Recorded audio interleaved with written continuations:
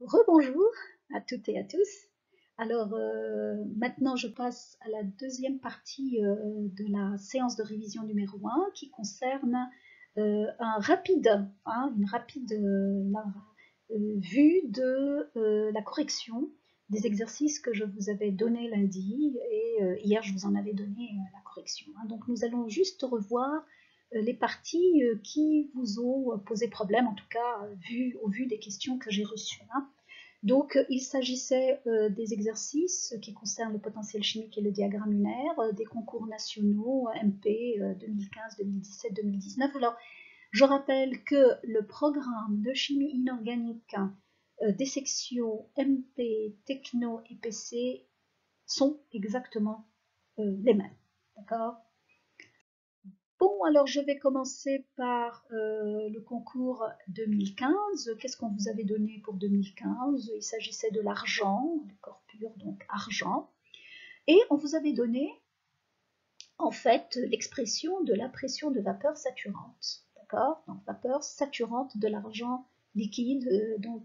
Dans le rappel, je vous avais défini ce que vapeur saturante voulait dire.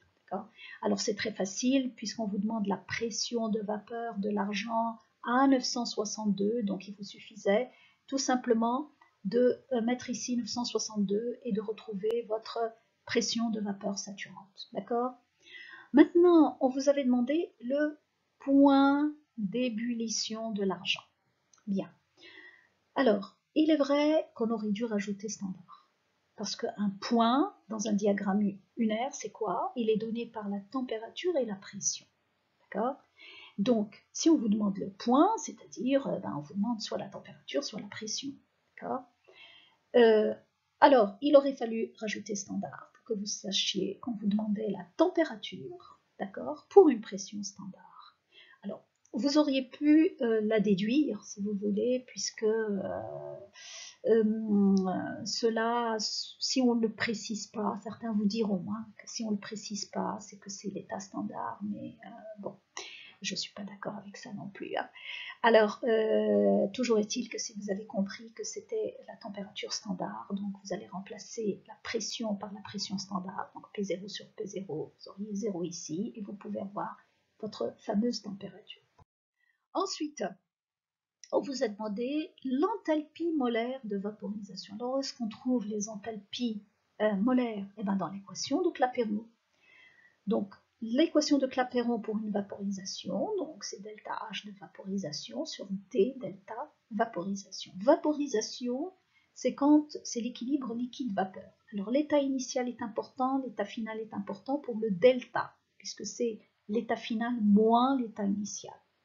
Donc, delta vaporisation des volumes, c'est volume vapeur moins volume liquide.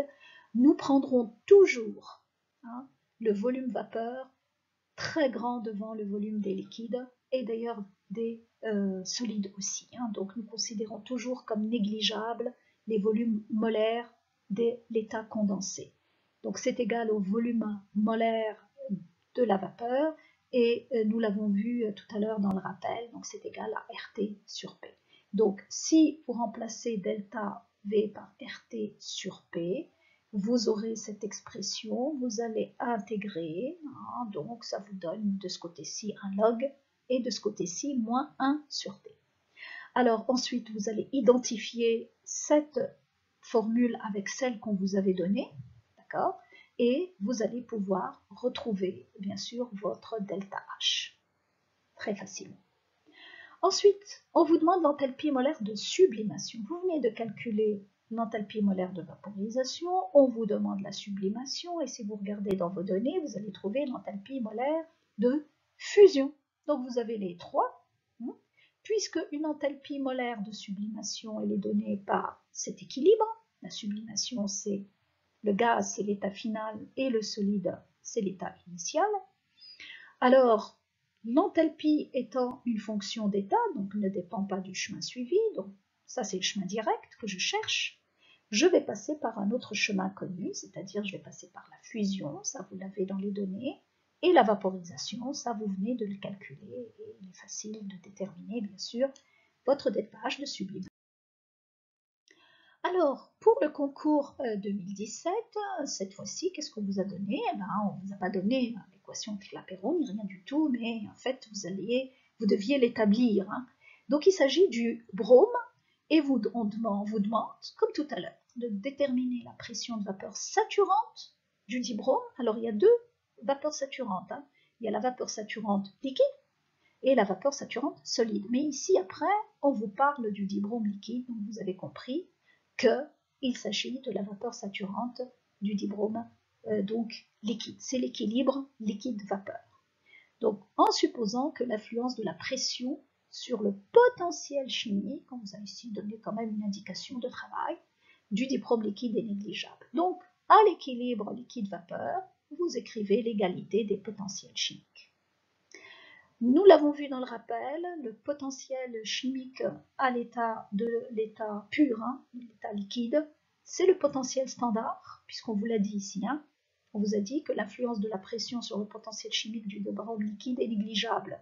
Donc vous allez le négliger et le potentiel chimique, c'est les potentiels standards à l'état liquide. Par contre, à l'état vapeur, nous l'avions vu aussi dans le rappel, c'est le potentiel standard à l'état vapeur plus RT log de P étoile sur P0. Donc, voilà, vous avez votre expression. On vous a donné dans les données la différence entre les potentiels standards, d'accord? Eh bien, c'est facile de déterminer la pression de vapeur saturante liquide. Ensuite, sous quel état standard de référence se trouve le dibrome? Est-ce que à l'état standard, donc de 198 1 bar, est-ce que votre dibrome est à l'état liquide ou vapeur? Eh bien, comment vous le savez? Vous le savez par le fameux delta G. Puis n'oubliez pas que le potentiel chimique n'est rien d'autre que l'enthalpie libre molaire. Donc plus l'enthalpie libre G est faible, plus votre système est thermodynamiquement stable. Donc, puisque vous aviez la différence entre les deux potentiels chimiques liquide-vapeur, elle était négative, ça veut dire que le potentiel à l'état liquide est plus petit que le potentiel à l'état vapeur, donc l'état liquide est plus stable. Bien. Ensuite, on vous avait demandé de déterminer la température d'ébullition standard. Vous voyez, on l'a bien dit ici, hein, dans le concours 2017, on l'avait précisé. Hein. Alors, bon, c'est effacé, mais on vous parlait du dibrome en supposant que l'entropie ne dépendait pas, l'entropie molaire de changement d'état, était indépendante de la température. Alors, ébullition, ce n'est rien d'autre que la vaporisation. Hein, c'est un liquide qu'on fait bouillir. Hein, d'accord? Alors, donc, l'équation de Clapeyron, hein, vous l'écrivez comme d'habitude pour une ébullition. Mais comme on vous a dit ici qu'en supposant que les entropies molaires de changement d'état, c'est-à-dire qu'on ne va pas travailler avec les enthalpies, mais plutôt avec les entropies. Et quelle est la relation entre les deux? Eh bien, l'entropie, c'est delta H sur T. On le verra dans le concours 2019, mais je le précise juste ici. Rappelez-vous que l'enthalpie libre est égale à l'enthalpie moins T fois l'entropie. Et quand vous avez un équilibre, comme ici pour l'ébullition, donc delta de l'enthalpie libre égale à 0, ça veut dire que donc delta S, c'est delta H sur T. D'accord? Et on vous avait donné delta S dans les données. Et puis delta V, on le fait comme tout à l'heure, hein, donc V gaz moins V liquide, nous négligerons le volume des liquides et nous travaillons avec R T sur P, donc vous remplacez. Cette fois-ci, comme vous avez delta S et non pas delta H, donc vous n'avez qu'un seul T, c'est pas en T carré. Donc quand vous intégrez, vous avez un log de ce côté-ci, un log de ce côté-là, et puis bon, c'est bon pour l'intégrale, vous en déduisez votre température assez facilement. Alors, nous passons maintenant au concours 2019. Alors, il s'agissait d'un composé aussi, d'un corps pur. Bon, c'est un diagramme liquide solide, mais on va commencer par le corps pur. Nous allons commencer par le corps pur, donc Bi2Te3. C'est ce corps pur-là, l'état solide en fait. Bon, on vous demandait de définir un système fermé, j'en avais déjà parlé dans le rappel, donc c'est un système qui n'échange que de l'énergie avec le milieu extérieur.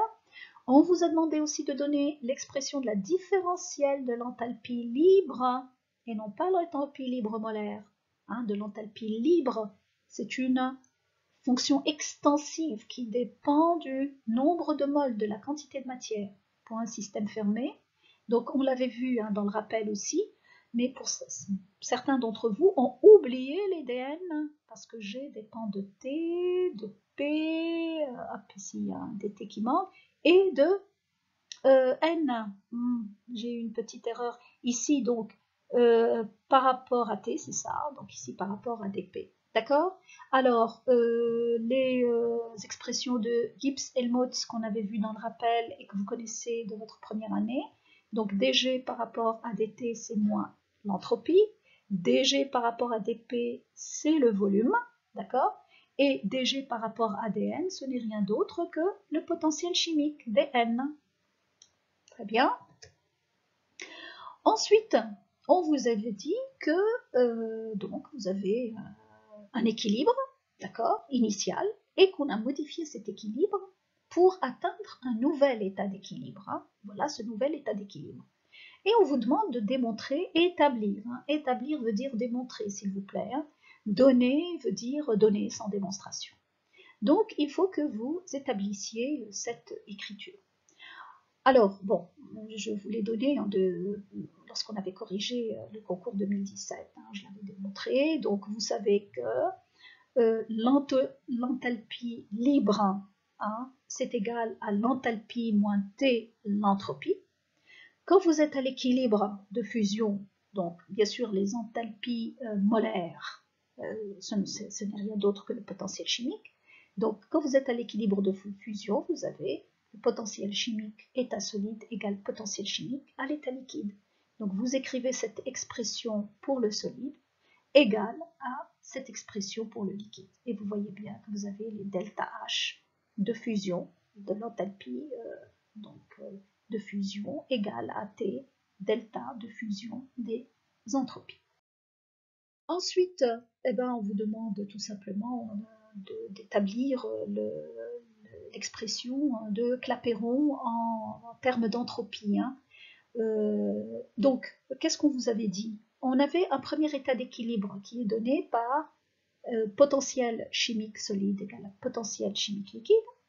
Puis, on avait perturbé ce système en appliquant un D de mu, c'est-à-dire un dt et un dp, et on attend le second état d'équilibre, et on vous a dit que pour ce second état d'équilibre, vous aviez mu plus dmu égale à donc mu liquide plus dmu liquide.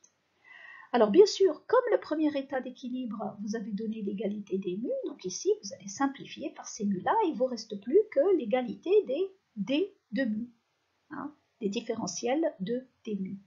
Et donc, selon l'équation 2, vous avez bien sûr donc des mu, c'est l'expression qu'on avait vue grâce à Gibbs-Helmholtz, hein, des deux expressions, et vous retrouvez très facilement votre dp sur dt.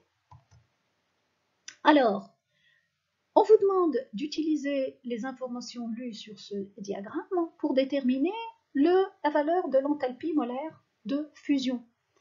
Alors, c'est-à-dire que voici l'enthalpie molaire de fusion. Vous aviez besoin de la température de fusion du corps pur. Eh bien, il est où le corps pur ici? Vous avez 100% de Bi2T ici, hein, sur cette verticale. Donc ici, c'est Bi2Te3 solide, et à ce point-là, commence la fusion. Ici, vous avez le composé pur qui est liquide. Donc voici la température de fusion que vous lisez sur ce diagramme pour déterminer votre entropie. Bien. Bon, j'espère avoir été claire. Si ce n'est pas le cas, vous avez jusqu'à dimanche pour me poser des questions. Au revoir.